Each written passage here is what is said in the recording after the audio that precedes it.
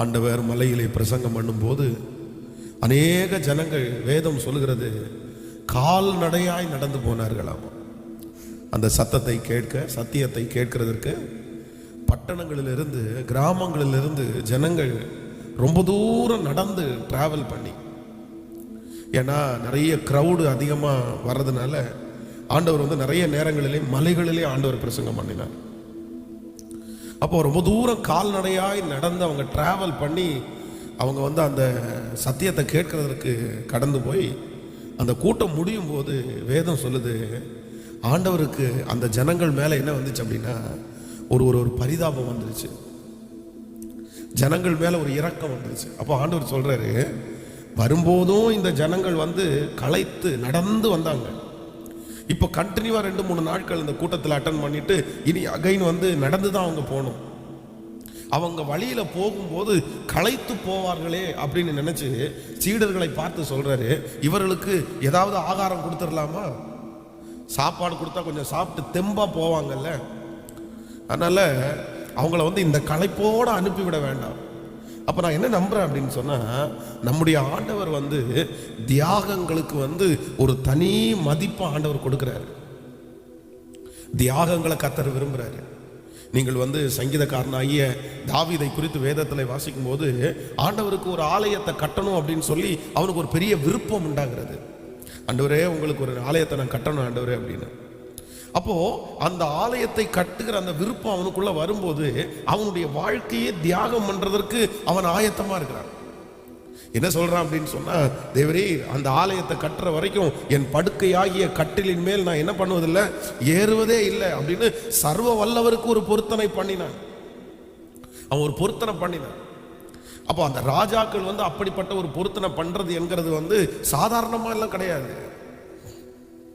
எவ்வளோ ஒரு கடினமான ஒரு காரியத்தை சர்ச்சு கட்டி முடிக்கிற வரைக்கும் நான் அப்படி படுக்க மாட்டேயா, கட்டில் ஏற மாட்டேயா, நான் என்னுடைய பரிசுத்தத்தை காத்துக்கொள்வேன் அப்படின்னு சொல்றாரு.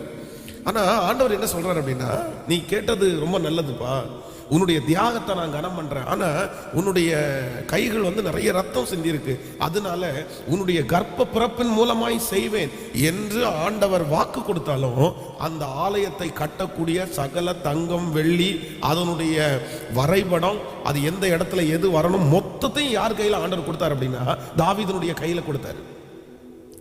கட்டுறதற்கு முன்பாக நின்றவன் தான் சாலமோனை தவிர அந்த காரியத்தை எல்லாவற்றையும் ஒழுங்கு பண்ற ஒரு கிருபை யார் கையில் தான் கொடுத்தாரு அப்படின்னா தாவீது. நான் என்ன நம்புறேன் அப்படின்னா அது அவனுடைய தியாகம் தான் அதற்கு காரணம். அப்போ சில மனிதர்கள் சொல்லுவார்கள், ஆண்டவருக்கு நம்முடைய சூழ்நிலை தெரியும், உண்மை, நம்ம எப்ப ஜெபம் பண்ணாலும் ஆண்டவர் கேட்பாரு, உண்மை. ஆனால் நான் விசுவாசிக்கிறேன், நம்ம இந்த உலகத்துல தியாகம் பண்ணுவதற்கு என்று கர்த்தர் ஒரு பெரிய ஆசீர்வாதத்தை வைத்திருக்கிறார். விசுவாசிக்கிறீங்களா? அப்போ இந்த காலையில கர்த்தர் சமூகத்துல எல்லாவற்றையும் விட்டு நம்ம எழும்பி கர்த்தர் சமூகத்துல உட்கார்ந்து கர்த்தருடைய வார்த்தையை கேட்கிறதற்கு முன்னாடி நிற்கிறதுனால நான் நம்புறேன், அந்த தியாகத்தை என்னுடைய ஆண்டவர் பார்த்து பெரிய அற்புதத்தை நமக்கு செய்ய போறார். ஹல்லேலூயா. தேவ சமூகத்தில் எல்லாரும் முழங்கால்களை முடக்கி கைகளை வானத்துக்கு நேராக உயர்த்தி, என் கருவை உம்முடைய கண்கள் கண்டதற்காக நன்றி ஆண்டவரே. நான் யார் என்று நீர் அறிந்திருக்கிறீர் ஆண்டவரே. என்னை பற்றி யாருக்கு தெரியுமோ இல்லையோ உமக்கு நன்றாய் தெரியும். ஓ ஹல்லேலூயா. நான் யார் என்று நீர் அறிவி, வாழ்நாளெல்லாம் என்னை நடத்துவி. நான் யார் என்று நீர் அறிவி, வாழ்நாளெல்லாம் என்னை நடத்துவி. நடத்துவி, என்னை நடத்துவி. விசுவாசத்தோடு சொல்லுவோம், நடத்துவி, என்னை நடத்துவி. நான் வானத்திற்கு ஏறினாலும் அங்கே இருக்கிறீர், நான் பாதாளத்தில் படுத்தாலும் அங்கும் இருக்கிறீர். சொல்லும் எல்லாரும், நான் வானத்திற்கு ஏறினாலும் அங்கே இருக்கிறீர், நான் பாதாளத்தில் படுத்தாலும் அங்கும் இருக்கிறீர். ஓ, என் நினைவுகளை எல்லாம் அறிவி, என்னை முற்றும் அறிந்திருக்கிறீர், என்னை முற்றும் அறிந்திருக்கின்றீர். சத்தமா சொல்லுவோம், என் நினைவுகளை எல்லாம் அறிவீர், என்னை முற்றும் அறிந்திருக்கின்றீர். அறிந்தவரே, என்னுடைய கூப்பிடுதலை பார்க்கிறவர், ஓ அறிந்தவரே, என்னை அறிந்தவர். திரும்ப திரும்ப கைகளை உயர்த்தி என்னை அறிந்தவரே. எஸ், இந்த ஜெபத்தில் இருக்கிற உங்களுடைய கூக்குரலை கர்த்தர் கேட்கிறார். நம்மை நன்றாய் அறிந்திருக்கிற ஒரு தெய்வம், நம்மை சரியாய் அறிந்திருக்கிற தெய்வம். அப்பாவை பார்த்து, நீர் என்னை அறிந்திருக்கிறதற்காக நன்றி ஆண்டவரே. அறிந்தவரே, என்னை அறிந்தவரே, என் கருவை உம் கண்கள் கண்டது, என் உருவம் உம் பார்வையில் விழுந்ததே. என் கருவை உம் கண்கள், இயேசுவே என் உருவம். ஓ நான் யார் என்று நீர் அறிவி, நான் யார் என்று நீர் அறிவி. வாழ்நாளெல்லாம் வாழ்நாளெல்லாம் என்னை நடத்துவி, நான் யார் என்று நீர் அறிவி. வாழ்நாளெல்லாம் என்னை நடத்துவீர், அப்பனே நடத்துவீர், என்னை நடத்துவீர். விசுவாசத்தோடு இந்த காலை வேளையில் ஆண்டவரே நீர் என்னை நடத்துவீர். மகா வறட்சியான காலமாய் இருந்தாலும் என்னை நடத்துகிற ஒரு நல்ல தேவன், நீர் என்னை நடத்துவீர் ஆண்டவரே. நடத்துவீர், நடத்துவீர். மகா வறட்சியான காலமாய் இருந்தாலும் என்னை நடத்துவீர். இனி என்னை வெற்றியாய் நடத்த போகிறீர். இந்த ஆண்டு என் கரத்தை பிடித்து நடத்த போகிறீர். இந்த வருஷம் என்னை அதிசயமாய் நடத்த போகிறீர், என்னை அற்புதமாய் நடத்த போகிறீர். இயேசுவே, இந்த வருடம் நான் ஒரு புதிய நடத்துதலை பார்க்க போகிறதற்காய் உமக்கு ஸ்தோத்திரம். அது அநேகருடைய கண்களுக்கு ஆச்சரியமாய் இருக்கிறதற்காக நன்றி. என் கரத்தை பிடித்து நான் நடக்க வேண்டிய பாதைகளிலே என்னை நடத்துகிற எங்கள் தேவனாகிய கர்த்தர் நீர் பெரியவர். கைகளை உயர்த்தி நான் நம்புற நீர் என்னை நடத்துவீர், என்னை நடத்துவீர். ஹல்லேலூயா, நடத்துவீர், நடத்துவீர், நடத்துவீர், நடத்துவீர், நடத்துவீர், நடத்துவீர், நடத்துவீர், நடத்துவீர். உம்மால் கூடும், எல்லாம் கூடும். நீங்க ஒரு வார்த்தை சொன்னால் போதும், அப்பனே இது உம்மால் கூடும். சொல்லுங்க சத்தமாய், எல்லாம் கூடும். நீங்க ஒரே ஒரு வார்த்தை சொன்னால் போதும். நீங்க ஒரு வார்த்தை, என் பிள்ளைகளை பார்த்து, என் சூழ்நிலையை பார்த்து, ஐயா ஒரு வார்த்தை, என் விண்ணப்பத்தை கேட்பவரே, என் கண்ணீரை காண்பவரே, பலன் தருபவரே, பலன். ஓ ஹல்லேலூயா, ஸ்தோத்திரம் ஏசையா. என் விண்ணப்பத்தை கேட்பவரே, என் விண்ணப்பத்தை கேட்பவரே, கண்ணீரை காண்பவரே, பலன் தருபவரே, ஸ்தோத்திரம். ஒரு விஷயம் கூட நம்ம எல்லாரும் அப்பா பார்த்து சொல்லுங்க பார்க்கலாம். உம்மால் கூடும் ஐயா, எல்லாம் கூடும், எல்லாம் கூடும். நீங்க ஒரு வார்த்தை, நீர் ஒரு வார்த்தை சொன்னால் போ, சூழ்நிலை மாறும் ஆண்டவரே. ஐயா உம்மால், இயேசுவே, அப்படி அப்படி உணர்ந்து என் வாழ்க்கையில ஒரு வார்த்தை சொன்னால் போதும். ஐயா ஒரு வார்த்தை சொன்னால் போதும். ஹல்லேலூயா. ராஜா ஒரு வார்த்தை சொன்னால் போதும். ஆமென். கைகளை உயர்த்தி ஒரு ஹல்லேலூயா சொல்லணும்.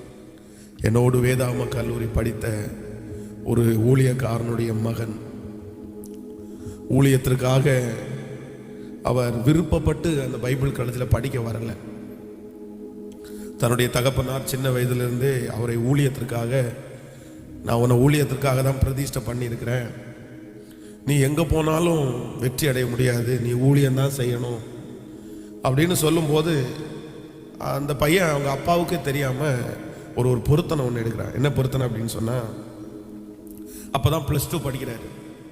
சரி, உண்மையாக ஆண்டவர் என்ன ஊழியத்துக்கு அழைச்சிருந்தா நான் மேக்ஸில் ஃபெயில் ஆகிடட்டும், நான் மேக்ஸில் ஃபெயில் ஆகிட்டேன் அப்படின்னு சொன்னால் கண்டிப்பாக நான் ஊழியத்துக்கு வந்துடுறேன் அப்படின்னு. அவனுக்கு ரொம்ப பிடிச்ச சப்ஜெக்ட் வந்து மேக்ஸு. எப்போவுமே மேக்ஸில் வந்து 100 தான் இருப்பான், 1 மார்க் கூட குறையாது. அவன் வந்து நினைவு தெரிந்த நாட்கள்லேருந்து மேக்ஸில் வந்து அவன் ஃபெயில் ஆனதில்லை, மேக்ஸில் கம்மியான மார்க் எடுத்ததே இல்லை. அப்போ வந்து கண்டிப்பாக அது நடக்காது அப்படின்னு சொல்லிட்டு, அப்படின்னா மேக்ஸில் ஃபெயில் ஆகிருக்கோம் அப்படின்னு மனசுக்குள்ளே சும்மா நினச்சிட்டேன். +2 எக்ஸாம் எழுதி முடித்தா ஃபெயிலுன்னு வந்துச்சு. எதில் ஃபெயில் அப்படின்னு கேட்டால் மேக்ஸில் ஃபெயிலு.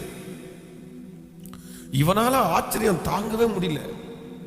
திரும்ப அந்த கரெக்ஷனுக்கு போட்டோம்னா கண்டிப்பாக இவன் வந்து பாஸ் ஆயிடுவான்னு எனக்கு தெரியும். பட் இல்லை, நம்ம சொன்னோம் ஆண்டவருடைய நடத்துதல் தான், இனி நம்ம மாற முடியாது அப்படின்னு சொல்லி சரின்னு பைபிள் காலேஜுக்கு வந்துட்டார். பைபிள் காலேஜுக்கு உள்ள என்ட்ரு ஆகிறாரு. ஒரு 3 மாதத்துக்குள்ளே பார்த்துட்டீங்க அப்படின்னு சொன்னால் திடீர்னு அவங்க அப்பா பாஸ்டர் வந்து ஸ்ட்ரோக் வந்து படுத்த படுக்கை ஆகிட்டார். அது வரைக்கும் பைபிள் காலேஜில் ரொம்ப அசால்ட்டாக அதை ஒரு பெரிய கேர் எடுக்காமல் இருந்தவர் வந்து இப்போ தகப்பன் படுக்கை ஆகிட்டார் அப்படின்னு சொன்னால் அவர் ரொம்ப யோசிக்க ஆரம்பிச்சிட்டார். பைபிள் காலேஜ்லேயே அதிகமாய் பணத்தை செலவு பண்ணுறது அந்த நபர் தான்.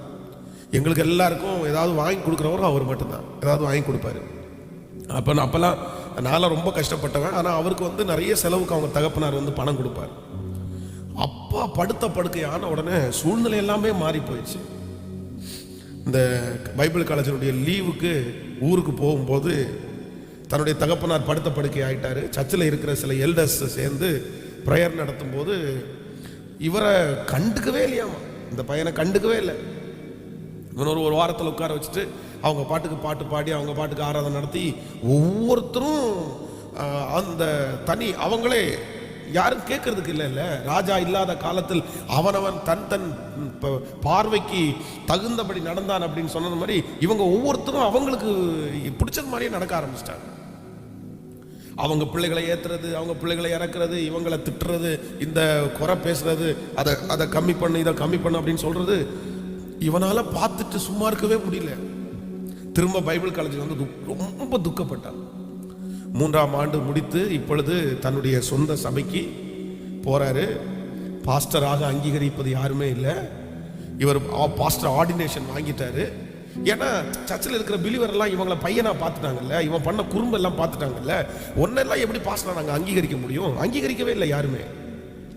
3 மாதங்கள் தன்னுடைய சொந்த தகப்பனாருடைய திருச்சபையில ஒரு அனாதை பிள்ளைய போல தரையில ஆராதனையில உட்கார்ந்து முடிச்சிட்டு எந்திரிச்சு போவாராம். 3 மாசம் எப்படி இருக்கும் பாருங்களேன். அப்பா ஸ்ட்ரோக்ல படுத்து கிடக்கிறாரு, அம்மாவால முடியாது, தான் பைபிள் காலேஜ் படிச்சு முடிச்சிருக்கிறாரு, பாஸ்டர் ஆர்டினேஷன் வாங்கியாச்சு, பலிபீடத்தில் நின்று அவங்களுக்கு இஷ்டப்படி எல்லாத்தையும் பேசுறாங்க. ஆனா அந்த பலிபீடத்தினுடைய மைக்க பிடிச்சு நாம் ஆண்டவருடைய ஊழியத்தை செய்யறேன்று இவரால சொல்லவும் முடியாது, அங்க இருக்கிறவங்க ஏத்துக்கிற மனப்பக்குவத்திலையும் இல்லை. ஒரு நாள் இது நடந்த சம்பவம். ஒரு நாள் காலையில எந்திரிச்சு ஒரு 4 மணிக்கு எந்திரிச்சு, அது ஒரு கிராமத்தினுடைய சபை, எல்லா மைக் செட்டையும் ஆன் பண்ணிட்டு அவர் வந்து ஒரு ரொம்ப அழகான ஒரு பாட்டை அடிக்கடி பாடுவார். கனிவின் கரம் என்னை தாங்கிட நான் அஞ்சிடேன், இருளுலகில் நீர் பயணங்களில் நீர் என்னுடன் வரும்போது உன் சமூகம் அருள் வேண்டும் எந்த ஜபம் என வேண்டி நான் நிற்க அப்படின்ற ஒரு பாட்டு, ரொம்ப அழகான பாட்டு. அந்த பாட்டு அவர் கீபோர்டும் வாசிப்பார். அந்த கீபோர்டை ஆன் பண்ணி அந்த பாட்டை பாடிட்டே இருந்திருக்கிறாரு சத்தமா.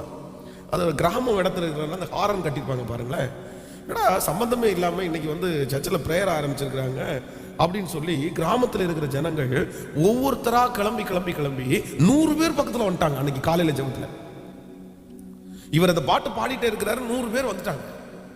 இவர் அந்த பாட்டை நிறுத்தவே இல்லை, கண்டினியூவா 1 மணி நேரம் அழகா ஆராதனை பண்ணி முடிச்சுட்டாரு பாருங்களேன். அந்த 100 பேர் வந்து இவரிடத்துல, இனி நீங்க தாங்க எங்களுக்கு பாஸ்டர், நாங்க என்னமோ நினைச்சோம், அப்பாவுடைய காலம் முடிஞ்ச உடனே ஊழியம் முடிஞ்சிரும்னு நினைச்சோம். இல்லை இல்லை இல்லை இல்லை, ஆண்டவர் உங்களை உருவாக்கிட்டாரு, ஆண்டவர் உங்க கூட இருக்கிறாரு, ஆண்டவர் என்கிட்ட பேசினார் அப்படின்னு சொல்லி எல்லாருமே அங்கீகரித்து இன்றைக்கு ஒரு பெரிய ஸ்தாபனத்தினுடைய தலைமை போதகராக ஆண்டவர் அவரை வச்சிருக்கிறாரு. அப்போ நான் என்ன நம்புறேன் அப்படின்னு சொன்னா, ஆண்டவருடைய இரக்கத்தை நம்ம சம்பாதிச்சிட்டோம்னா ஆண்டவர் எப்படியும் நம்மளை எதன் மூலமாகவும் கர்த்தர் நம்மை உயர்த்துவார். ஏற்ற காலத்தில் அவர் உங்களை உயர்த்தும்படிக்கு அவருடைய பலத்த கைக்குள் அடங்கி இருங்க. கொட்டுறாங்களா, கஷ்டப்படுத்துறாங்களா, உங்களுக்கு அவ்வளவு தாளந்துகள் இருந்தும் உங்களால வெளியே வர முடியலையா, நான் சொல்றேன், ஆண்டவருடைய பாதத்துல விழுங்க, ஆண்டவருடைய பாதத்துல கிடைங்க.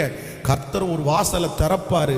அந்த வாசலை உலகத்துல இருக்கிற எந்த மனுஷங்க நினைச்சாலும் அதை அடைக்கவே முடியாது. நான் நம்புறேன், அந்த வாசல்ல கர்த்தர் இருப்பார். அந்த வாசலுக்கு எதிராய் நிற்கிறவர்கள் யார் எதிராக நிற்க போறாங்க? அந்த 100 பேர் அங்கீகரித்ததற்கு பிறகு அந்த திருச்சபையில இருக்கிற அந்த மூப்பர்கள் என்று சொல்லுகிறவர்களால ஒண்ணுமே பண்ண முடியல. அவங்க சொல்லிட்டாங்க, சண்டே நீங்க யாரும் நடத்த வேண்டாம், பாஸ்டரை நடத்திடட்டும் அப்படின்னு சொல்லிட்டாங்க. அதற்கு பிறகு இவர் அங்கீகரிக்கப்பட்டு பெரிய ஊழியத்தை செய்து கொண்டிருக்கிறார். அப்போ நான் நம்புறேன், என்னை உயர்த்துறதற்கு அவருக்கு லேசான காரியம். என் பிள்ளையை உயர்த்துவது அவருக்கு லேசான காரியம். தேவ சமூகத்தில் அப்படியே எழும்பி நின்று, ஆண்டவரே நாங்க நம்புறோம், ஆண்டவரே கர்த்தர் ஒரு வழியை திறப்பார். இந்த வருடம் அந்த வழியை கர்த்தர் நமக்காக திறப்பார். அந்த பாதைகள் நமக்காக திறக்கப்படும். ஹல்லேலூயா. அடங்கி வேடிக்கை பார்த்து கொண்டிருக்கிற நம்முடைய வாழ்க்கையிலே அங்கீகரிக்கப்படுகிற ஒரு ஆண்டாய் இந்த ஆண்டு நமக்கு மாறப்போகிறது. முடிந்தவர்கள் கைகளை உயர்த்தி, இயேசுவே நான் நம்புகிறேன் என்று சொல்லுங்கள். ஹல்லேலூயா. உம்மால் கூடும், எல்லாம் கூடும். நீர் ஒரு வார்த்தை சொன்னால் போதும். சத்தமா எல்லாரும், உம்மால் கூடும், எல்லாம் கூடும். நீர் ஒரு வார்த்தை சொன்னால் போதும். ஐயா ஒரு வார்த்தை சொன்னால் போதும்.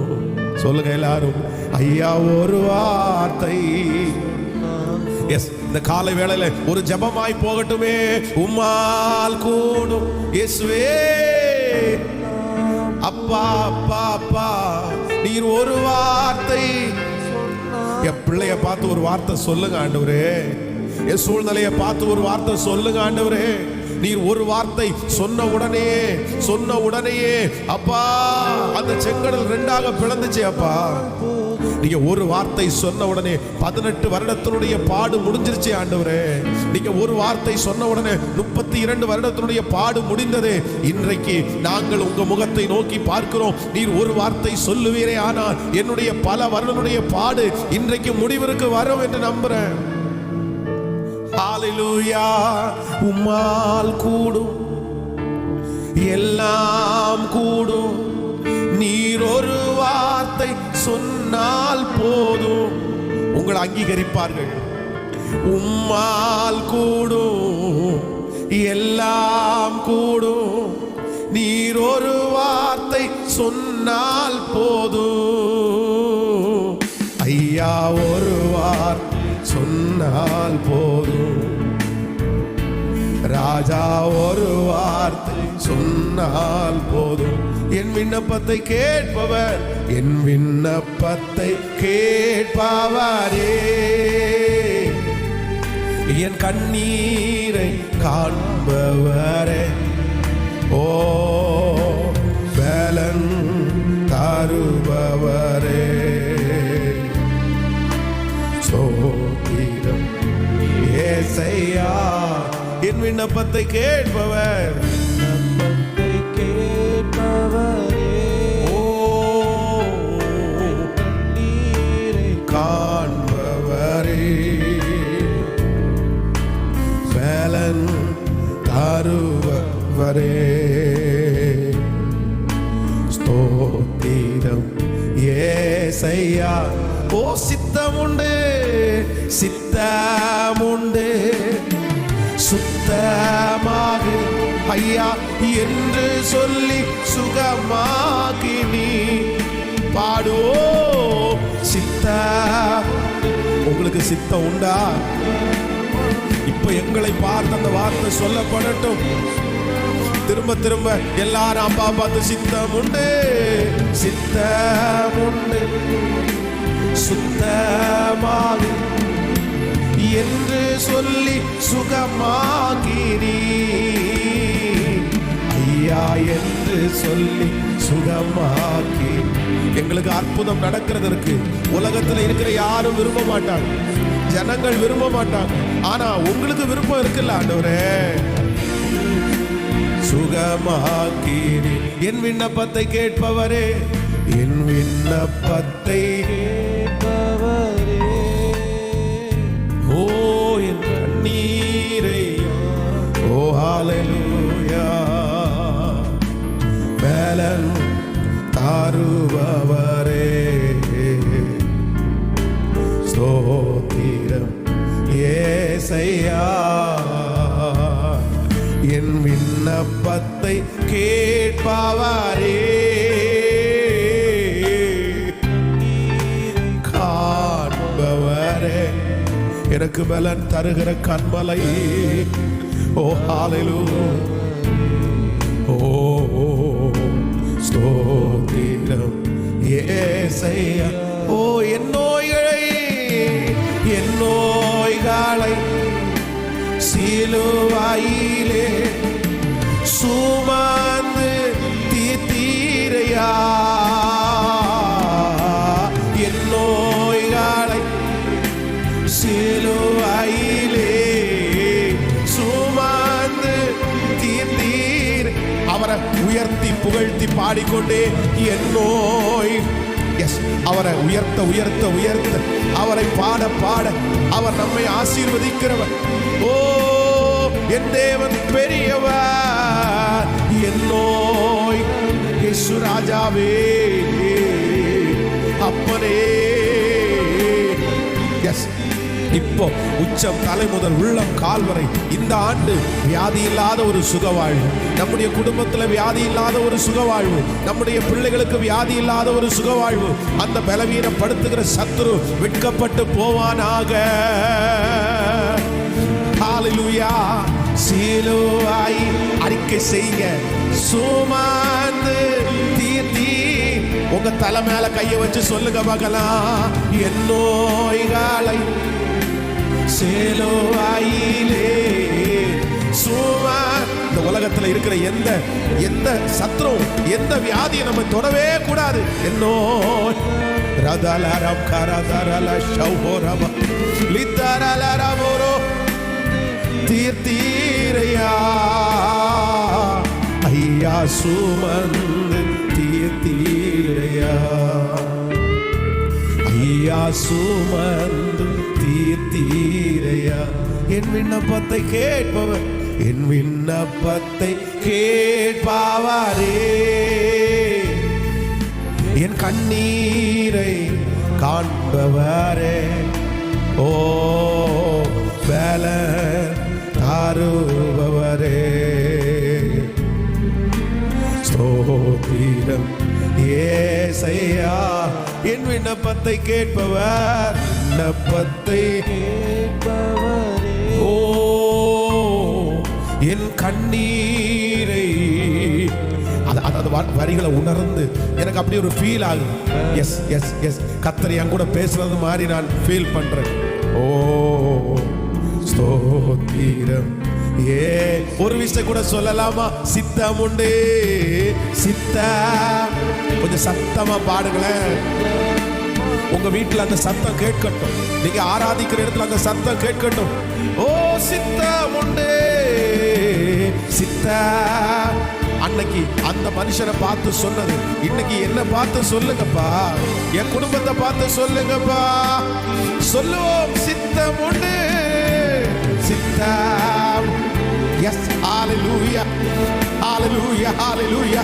அது ஒரு காரியத்திற்காக இல்ல, எல்லா காரியத்திற்கும் கர்த்தர் எனக்கு சித்தம்ப்பா, எனக்கு பிடிக்கும்ப்பா, நீ செய், நான் கூட இருப்பேன், நான் கூட வருவேன், நான் உனக்காக அற்புதங்களை செய்வேன்.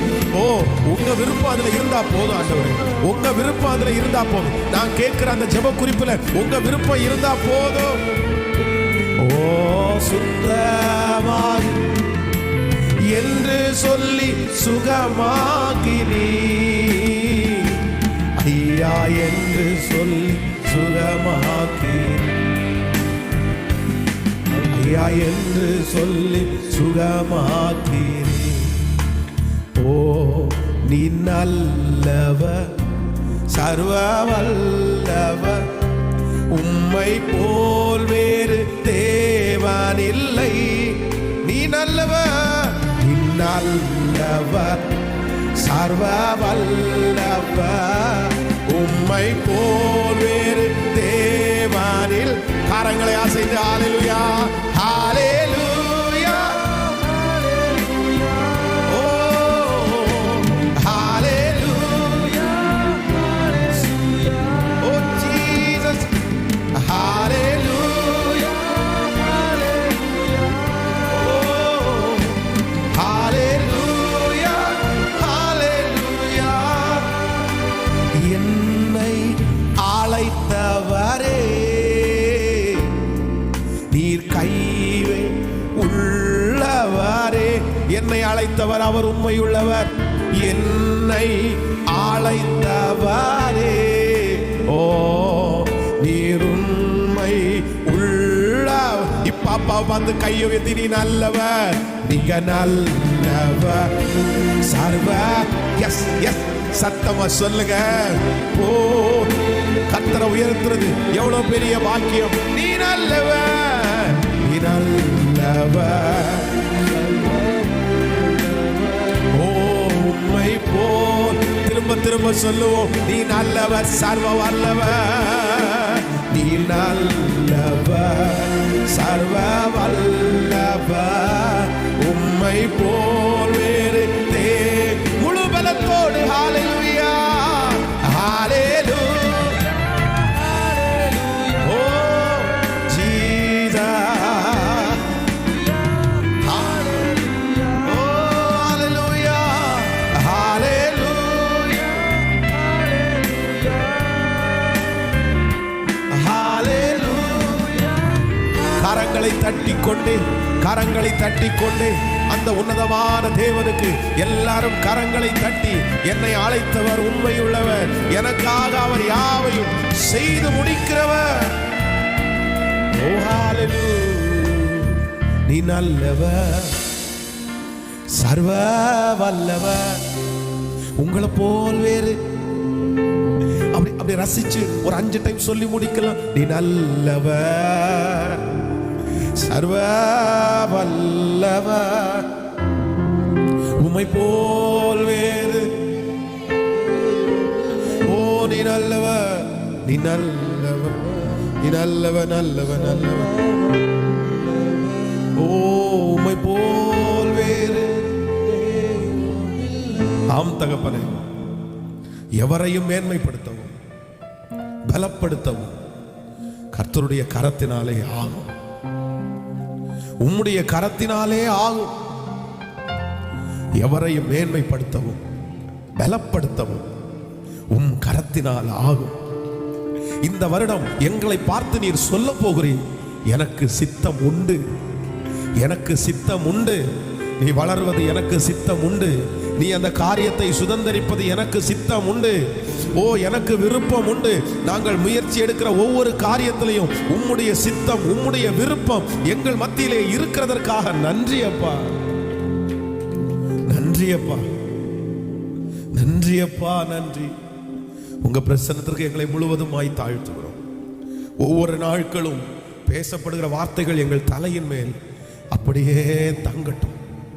இது எங்களுக்குரியது, இது எங்கள் ராஜாவாகிய தகப்பன் எங்களுக்கு எழுதி கொடுத்தது. நாங்கள் அதை 100% நாங்கள் விசுவாசிக்கிறோம் ஆண்டவரே. அந்த வார்த்தைகள் அப்படியே நடக்கட்டும். இயேசுவின் மூலம் ஜெபம் எடுக்கிறோம் நல்ல பிதாவே, ஆமென். உட்காருவோம். இந்த நல்ல வேளையிலே இந்த ஜெபத்திலே கலந்து கொண்டிருக்கிற உங்கள் அனைவரையும் நான் வாழ்த்தி நான் வரவேற்கிறேன். ஆண்டவர் இத்தனை தடைகள் மத்தியிலேயும் இவ்வளவு சூழ்நிலை மத்தியிலேயும் இந்த ஜெபத்தை நடத்துவதற்கு இப்படிப்பட்ட ஒரு வாய்ப்பை ஆண்டவர் தந்திருக்கிறதற்காக ஆண்டவருக்கு நான் நன்றி செலுத்துகிறேன். கர்த்தர் மிகவும் பெரியவர். ஆமென். அவர் சொல்லுகிற வார்த்தைகள் ஒன்றாகிலும் தரையிலே விழுவது இல்லை. அதனால் ஆண்டவருடைய பிள்ளைகள் இந்த 21 நாட்களும் ஆண்டவர் நமக்கு பேசப்படுகிற வாக்குத்தத்த வசனத்தை நமக்காக உரிமை பாராட்டி கொண்டு அதை விசுவாசித்து அதை அறிக்கை செய்யும் போது ஆண்டவர் அந்த வசனத்தை அப்படியே நிறைவேற்றுவார். ஆமென். இன்றைக்கு ஆண்டவர் கொடுத்த வாக்குத்தத்த வசனத்தை நம்ம வாசிக்க போகிறோம். உபாகமம் 30வது அதிகாரத்தை எல்லாரும் எடுத்துக்கொள்ளுங்கள். உபாகமம் 30வது அதிகாரத்திலே 5வது வசனத்தை நாம் சேர்ந்து வாசிக்க போகிறோம். உபாகமம் 30வது அதிகாரத்திலே 5வது வசனத்தை எல்லாரும் சேர்ந்து நம்ம வாசிக்கலாமா? உன் பிதாக்கள் சுதந்தரித்திருந்த தேசத்தை நீ சுதந்தரிக்கும்படி உன் தேவனாகிய கர்த்தர் அதில் உன்னை சேர்த்து உனக்கு நன்மை செய்து உன் பிதாக்களை பார்க்கிலும் உன்னை பெருக பண்ணுவார். இன்னொரு விஷயம் கூட எல்லாரும் வாசிக்கலாம் சத்தமாய். உன் பிதாக்கள் சுதந்தரித்த தேசத்தை நீ சுதந்தரிக்கும்படி உன் தேவனாகிய கர்த்தர் அதில் உன்னை சேர்த்து உனக்கு நன்மை செய்து உன் பிதாக்களை பார்க்கிலும் உன்னை பெருக பண்ணுவார். உன் பிதாக்களை பார்க்கிலும் உன்னை பெருக பண்ணுவார். ஆமென். ஆண்டவருடைய பிள்ளைகளே, நம்முடைய பரிசுத்த வேதாகமம் சன்னதிகளுக்கு ரொம்ப முக்கியத்துவம் கொடுக்கிறது. ஆண்டவர் 2 விதமாய் எழுதி வைத்திருக்கிறார். ஒன்று, நம்முடைய சன்னதியிலே, அப்படி என்றால் நாம் இன்றைக்கு இருக்கிறோம் அப்படின்னா நமக்கு வருகிற பின் வருகிற சன்னதி, நாம் எந்த தவறுகளை செய்கிறோமோ அதை கர்த்தர் விசாரிக்கிறார். அதே போல நம்ம ஆண்டவருடைய காரியத்திலே, ஆவிக்குரிய வாழ்க்கையிலே, பரிசுத்த வாழ்க்கையிலே யாரெல்லாம் இருக்கிறார்களோ அதற்கு தகுந்த பலனையும் ஆண்டவர் நம்முடைய சன்னதிக்கு கொடுக்கிறார். இன்றைக்கு இருக்கிற இந்த உலகத்திலே அநேக தகப்பனாருக்கு, தாயாருக்கு வேறு எதை குறித்தும் அவர்களுக்கு கவலை இல்லை. அவர்களுடைய சரீரத்திலே அவர்களுடைய வியாதிகளை சுமக்கிறார்கள். ஆனால் அதை குறித்து அவங்க ரொம்ப பெருசா அவங்க உரி பண்ணிக்கிறது இல்லை. அவர்களுக்கு அழகான உடைகள் இல்லை, அவர்கள் போகிறதற்கு சரியான வாகனம் இல்லை. ஆனால் அவர்களுக்கு தன்னை குறித்தோ, தன்னுடைய ஆகாரத்தை குறித்தோ, தன்னுடைய உடையை குறித்தோ, தான் ஒரு பெரிய ஆளாக இருக்கான் அந்த கவலை எதுவும் இல்லை. ஆனால் நிறைய பேருடைய கவலை என்னன்னா, பிள்ளைகளை குறித்து தான் கவலை. எனக்கு பரவாயில்ல, எனக்கு கிடைக்கலன்னா கூட பரவாயில்ல, நான் சாப்பிடலன்னா கூட பரவாயில்ல, நான் உடுத்தலைன்னா கூட பரவாயில்ல, என் பிள்ளைங்க நல்லா இருந்தா போதும், என் பிள்ளைங்க ஆசீர்வாதமா இருந்தா போதும். ஆனால் அப்படிப்பட்ட ஒரு ஜெபத்தோட இந்த சத்தத்தை கேட்கிற ஒவ்வொரு பிள்ளைகளுக்கும் ஆண்டவர் வாக்கு கொடுக்கிறார். உன் பிதாக்களை பார்க்கிலும் உன் பிள்ளைகளை நான் பெருக பண்ணுவேன் என்று கர்த்தர் வாக்கு கொடுக்கிறார். உங்களை விட உங்கள் பிள்ளைகளை கர்த்தர் நன்றாய் வைக்க போகிறார். நீங்கள் அனுபவித்த சந்தோஷம் 1 மடங்கு, ஆனால் உங்களுடைய பிள்ளைகளை கர்த்தர் 10 மடங்கு சன்னதர்களாய் கர்த்தர் வைத்து, நீங்கள் பட்ட எந்த கஷ்டமும் உங்கள் பிள்ளைகள் படாமல், நீங்கள் பார்த்த சகல நன்மைகளையும் உங்கள் பிள்ளைகள் பார்க்க ஆண்டவர் உதவி செய்ய போகிறார். நம்புறவர்கள் கரங்களை உயர்த்தி ஒரு ஹல்லேலூயா சொல்லுங்கள். ஒருவேளை நிறைய கவலைகள் உள்ள இருக்கலாம். என்னுடைய வியாதி என்னுடைய பிள்ளைக்கு வந்துவிடுமோ, நான் கஷ்டப்பட்டது மாதிரி என் பிள்ளை கஷ்டப்பட்டுருமோ, நான் வளர்ந்ததிலிருந்து நிறைய பேருடைய கை ஏந்தி அப்படின்னா கடன் வாங்கி பழக்கம். ஒருவேளை உங்களுடைய தகப்பனார் ஒருவேளை கடன்காரராக இருக்கலாம், நீங்க அதற்கு பிறகு கடன்காரராய் மாற்றப்படலாம். இப்போ அடுத்து உங்களுக்கு பயமா இருக்கலாம், என் பிள்ளையும் கடன்காரனாய் மாற்றப்படுவானோ. ஏதோ ஒரு குறிப்பிட்ட வியாதி வம்சாவளியாக உங்களை தொடர்ந்து கொண்டிருக்கலாம். அந்த வியாதி என்னுடைய பிள்ளைக்கு வருமோ என்கிற பயம் உங்களுக்குள்ளே இருக்கலாம். அவன் நடந்துக்கிற விதத்தை வச்சு, அவன் பேசிக்கிற விதத்தை வச்சு, அவனுக்கு இருக்கிற சிம்டம்ஸை பார்க்கும்போது, ஐயோ என்ன மாதிரியே சிம்டம்ஸ் இருக்குதே, என்ன மாதிரியே இப்படி இருக்குதே அப்படின்னு நீங்கள் யாராவது ஒருத்தர் கலங்கி போய் வந்திருக்கலாம். ஆனால் ஆண்டவர் இன்றைக்கு வாக்கு கொடுக்கிறார், இல்லை, உன் பிதாக்களை பார்க்கலும் உன்னை பார்க்கலும் உன் பிள்ளைகளை நான் நேர்த்தியாய் வைக்க போகிறேன். காரணம் என்ன அப்படின்னா, உங்க அம்மா அப்பா எப்படி கர்த்தரை சேவித்தார்கள் என்று தெரியல, ஆனா நீங்க ஆண்டவரை சேவிக்கிறீங்க, நீங்க ஆண்டவரை நம்புறீங்க, நீங்க ஆண்டவர் சமூகத்திலே இந்த 21 நாட்களும் ஜெபத்தோடு கலந்து கொள்ளுகிறீர்கள். கர்த்தர் சொல்லுகிறார், நீ எல்லாரை விட அதிகமாக என்னை தேடுறதுனாலே நான் உன் சன்னதியை ஆசீர்வதிப்பேன் என்று கர்த்தர் வாக்கு கொடுக்கிறார். ஆமோதிக்கிறீர்களா? நான் இந்த பலிபீடத்திலிருந்து சொல்லுகிறேன், இந்த சத்தத்தை கேட்கிற ஒவ்வொருத்தருடைய சன்னதியையும் கர்த்தர் பெருக பண்ண போகிறார். அவர்கள் ஆசீர்வாதமாய் இருக்க போகிறார்கள். ஆமேன் சொல்லுங்கள். உங்கள் கடன் அவர்களுக்கு வரப்போவது இல்லை. உங்களுடைய பண கஷ்டம் அவர்களுக்கு வரப்போவது இல்லை. உங்கள் சரீரத்தில் இருக்கிற எந்த பலவீனமும் உங்கள் பிள்ளைகளுக்கு வரப்போவது இல்லை. அவர்கள் உங்களை விட உயர்ந்த இடத்துல இருக்க போகிறார்கள். கர்த்தர் அவர்களை அலங்கரிக்க போகிறார். அவர்களுக்கு கர்த்தர் நல்ல ஞானத்தை கர்த்தர் தரப்போகிறார். ஆமேன் சொல்லுங்கள். அவர்கள் கர்த்தருக்கு சாட்சியாய் வாழ போகிறார்கள். அவர்கள் திருச்சபையை கட்டப் போகிறார்கள். அவர்கள் திருச்சபையிலே நல்ல ஒரு அங்கத்தினர்களாய் மாறப்போகிறார்கள். அவருடைய கரங்கள் வெறுமையான கரங்களாகவோ பொத்தலான கரங்களாகவோ இருக்க போகிறதில்லை. கர்த்தர் உங்களுடைய பிள்ளைகளுடைய கரங்களை ஆசீர்வதித்து கர்த்தர் பலப்படுத்தி அதுல ஒரு நல்ல லாபத்தை கொடுத்து அதன் மூலமாய் நல்ல ஒரு வீட்டை கட்டி கர்த்தருடைய வருகை தாமதிக்குமானால் உங்களை சுகமாய் தங்க வைக்கிற அந்த ஆசீர்வாதத்தை இந்த ஜெபத்தில் இருக்கிற அநேக பெற்றோர்கள் ஹல்லேலூயா நீங்கள் அடைய போகிறீர்கள். கர்த்தர் அப்படி செய்ய போகிறார். ஆமென். ஆண்டவர் நம்முடைய பிள்ளைகளை ஆசீர்வதிக்கிற கர்த்தர். ஒரு தேவனுடைய பிள்ளையினுடைய வாழ்க்கையில நம்முடைய பிள்ளைகளுடைய ஆசீர்வாதங்களுக்காக நம்ம ஜெபிக்க வேண்டிய அவசியம் உண்டு. நீங்கள் பரிசுத்தவான்களுடைய வாழ்க்கையை நீங்கள் வாசிப்பீர்களே, ஆனால் வேதம் ஏசாவை குறித்து, ஏசா யாக்கோபை குறித்து சொல்லுகிறது. அப்போ அந்த ஏசாவுடைய தகப்பனாராகிய ஈசாக்கு ஏசாவை ஆசீர்வதிப்பதற்கு விருப்பம் கொள்ளுகிறார். ஆனா யாக்கோபு அந்த இடத்துல குறுக்க வந்து தன்னுடைய தாயாருடைய பேச்சை கேட்டு தன்னுடைய தகப்பனாருடைய ஆசீர்வாதத்தை ஏமாற்றி வாங்குகிறார். ஆனா அந்த ஆசீர்வாதத்தை ஏமாற்றி அவன் வாங்குறதுனால திரும்ப அவன் வந்து சபிக்கல. இல்லப்பா, நான் உனக்கு கொடுத்திருக்கிற எல்லா ஆசீர்வாதத்தையும் நான் வாபஸ் வாங்கிக்கிறேன், நான் உன்னை சபிக்கிறேன், நீ இந்த மாதிரி செஞ்சிருக்க கூடாது, நீ என்னையே ஏமாத்தினியே அப்படின்னு சொல்லல. திரும்பவும் அவனை ஆசீர்வதித்து தன்னுடைய மாமனாருடைய வீட்டிற்கு அனுப்பி வைக்கிறார். அப்போ பரிசுத்தவான்கள் எல்லாரும் என்ன பண்ணாங்க அப்படின்னு சொன்னா, அவர்களுடைய பிள்ளைகளை ஆசீர்வதித்தார்கள், அவர்களுடைய பிள்ளைகளுக்காக ஜெபித்தார்கள். இந்த ஜெபத்தில் இருக்கிற ஒவ்வொருத்தருமே வந்து நம்முடைய அடுத்த சன்னதிக்காக கண்டிப்பாக ஜெபிக்க வேண்டிய அவசியம் உண்டு. உங்கள் பிள்ளைகளுக்காக நீங்கள் ஜெபிக்க வேண்டிய அவசியம் உண்டு. அதைத்தான் வேதம் சொல்கிறது.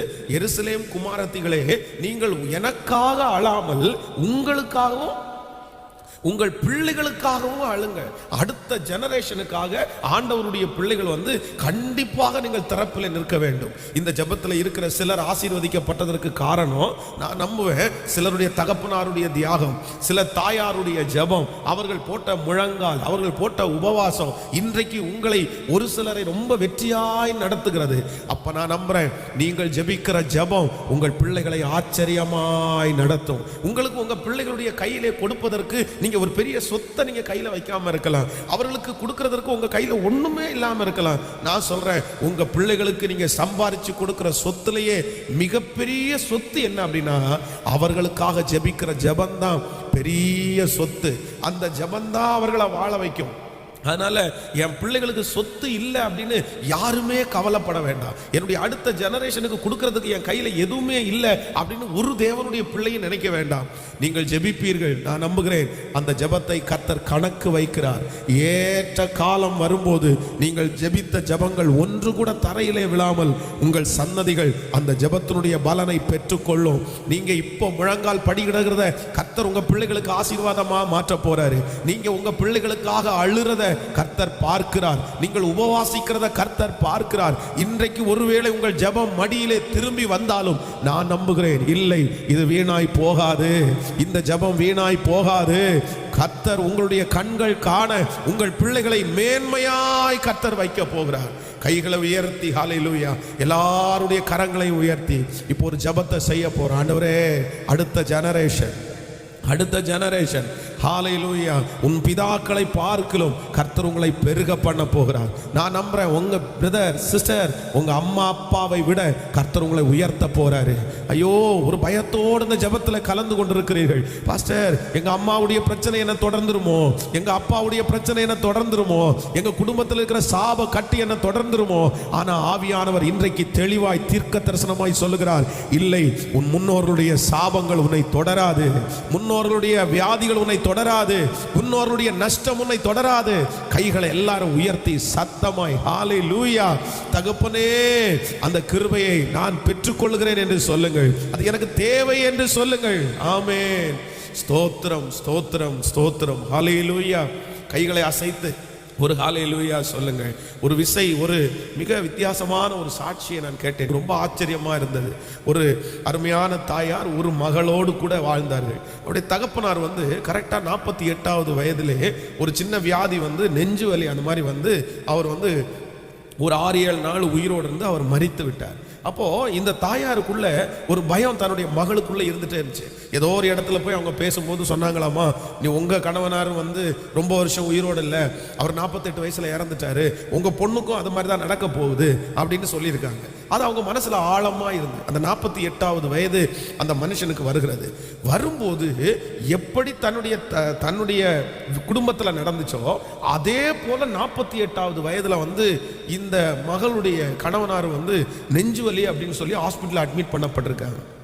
உடனே இந்த தாயார் தன்னுடைய மகளை சந்தித்து, உண்மைதான், அப்பாவும் இதே மாதிரி கஷ்டப்பட்டாரு, அப்பாவுக்கும் இதே மாதிரி தான் பலவீனம் வந்துருச்சு, 7 நாள் உயிரோடு இருந்த அப்பா இறந்துட்டாரு, ஆனா இவரை நம்ம அப்படி விடக்கூடாது, நீ அப்படி இருக்கிறதுக்கு நான் விரும்பல, நான் தான் கணவர் இல்லாம வாழ்ந்துட்டேன், ஆனா நீ கணவர் இல்லாம வாழக்கூடாது, இது ஒரு பெரிய சாபம், இதை நீ முறியடித்தே ஆகணும், நம்ம தான் திறப்புல நிக்கணும்னு சொல்லி தன்னுடைய பிள்ளையும் அவர்களும் சேர்ந்து 7 நாட்கள் சாப்பிடாம கர்த்தர் சமூகத்துல அந்த சாபத்தை நான் முறிக்கிறேன், என் கணவனாரை நான் மீட்டுக் கொள்ளுகிறேன், இந்த சாபத்திலிருந்து நாங்கள் விடுதலை ஆகிறோம், நீங்க சொன்னீங்கல்ல நான் உனக்கு இறக்க செய்வேன்னு சொன்னீங்கல்ல, உன் பிதாக்களை பார்க்கல நல்லா வைப்பேன்னு சொன்னீங்கல்ல, முன்னோருடைய சாபம் உங்களை தொடராதுன்னு சொன்னீங்கல்ல, அறிக்கை செய்து 7 நாட்கள்ல கர்த்தர் அந்த மனுஷனுக்கு பரிபூரணமான சுகத்தை கொடுத்தார்.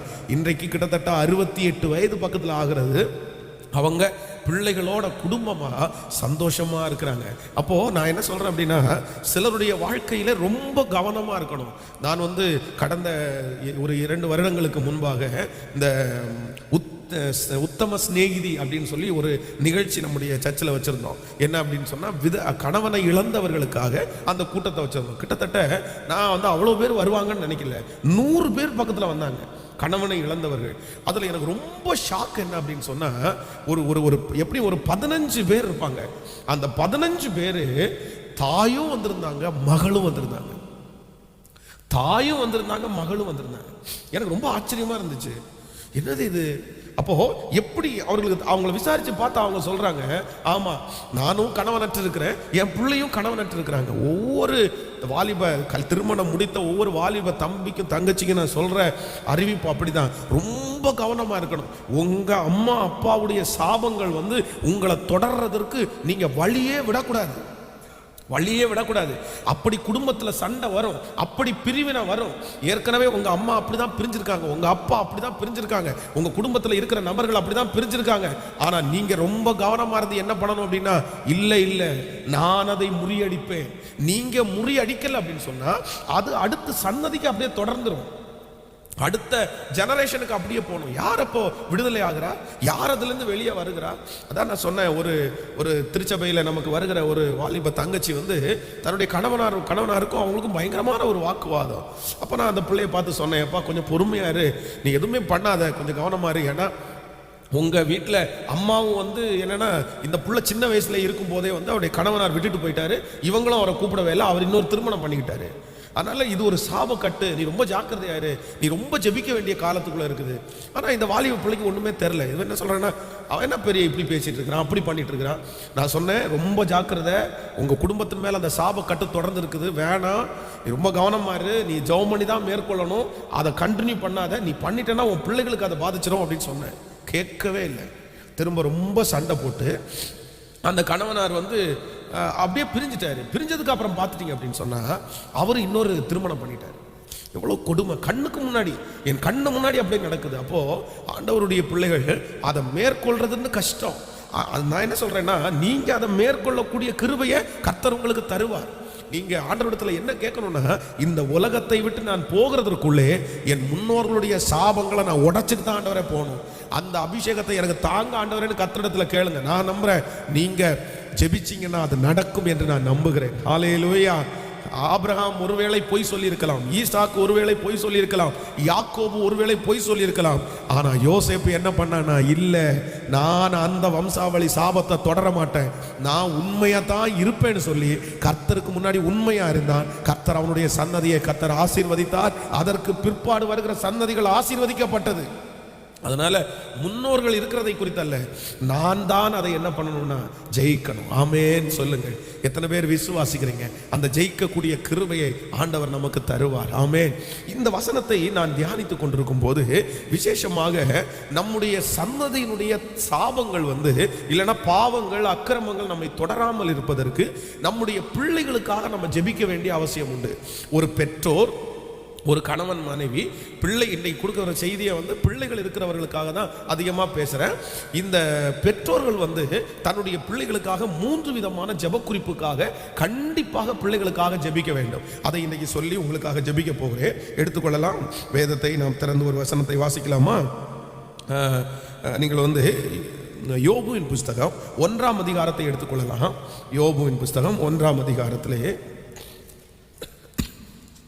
யோபுவின் புஸ்தகம் 1ஆம் அதிகாரம் 5வது வசனத்தை நம்ம வாசிக்க போகிறோம். யோபு 1வது அதிகாரத்திலே, ஸ்தோத்திரம், 5வது வசனத்தை சேர்ந்து வாசிக்கலாம். விருந்து செய்கிற அவரவருடைய நாள் முறை முடிகிற போது யோபு, ஒருவேளை என் குமாரர் பாவம் செய்து தேவனை தங்கள் இருதயத்திலே தூசித்திருப்பார்கள் என்று சொல்லி அவர்களை அழைத்தனுப்பி பரிசுத்தப்படுத்தி அதிகாலமே எழுந்து அவர்கள் எல்லாருடைய இலக்கத்தின்படியையும் சர்வாங்க தகன பலிகளை செலுத்துவான். இந்த பிரகாரமாக யோபு அந்நாட்களில் எல்லாம் செய்து வருவான். ஒரு விசை கூட வாசிக்கிறேன்.